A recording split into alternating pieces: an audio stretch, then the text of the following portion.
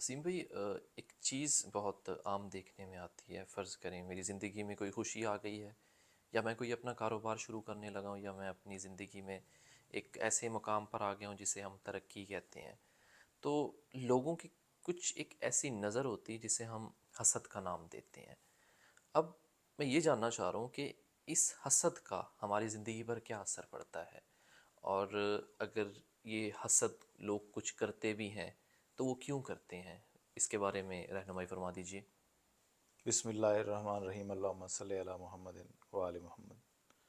उस्मान, आपने पूछा कि कैसे जब हम तरक्की कर रहे होते हैं कि अचानक हमें नज़र लग जाती है।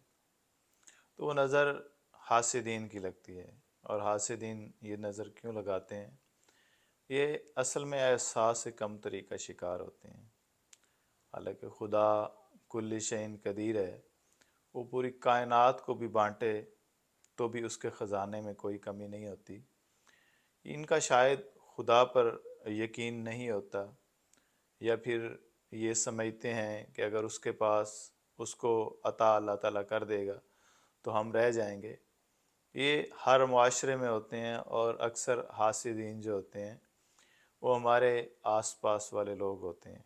आसपास वाले लोगों से मुराद या तो ये हमारे करीबी रिश्तेदार होते हैं या फिर दोस्त होते हैं।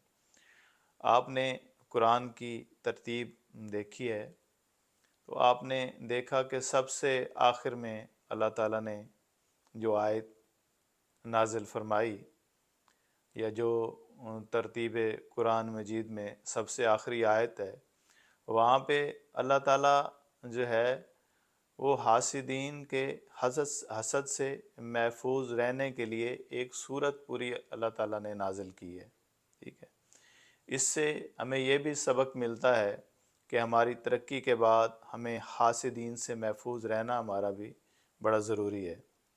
हासिदीन से महफूज रहना ऐसे ही है कि जैसे आपने अपनी तरक्की को बचाना। अब हसद की तो मैंने एक मुख्तसर सी जो है वो डेफिनेशन कर दी है। अब मैं आपको इससे बचाव का भी तरीका बताता हूँ। हसद से बचने के लिए जो है वो सूरह नास उसका पढ़ते रहना बहुत ज़्यादा ज़रूरी होता है। और ऐसे दोस्त या ऐसे रिश्तेदार, उनसे दूर रहना ही बेहतर होता है जो आपकी कामयाबी को, जो आपकी तरक्की को बर्दाश्त नहीं कर सकते। क्योंकि उनका शायद ही मैं समझता हूँ कि कोई इलाज हो, या फिर उनके दिल बदल जाएं।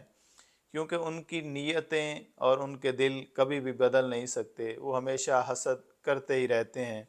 क्योंकि शायद वो ये समझते हैं कि उनका खुदा उनको इतना कुछ अता नहीं कर सकता, जबकि मेरा खुदा मुतलक अल्लाह ताला की ज़ात हर चीज़ पर कादिर है, वो हर चीज़ अता कर सकती है।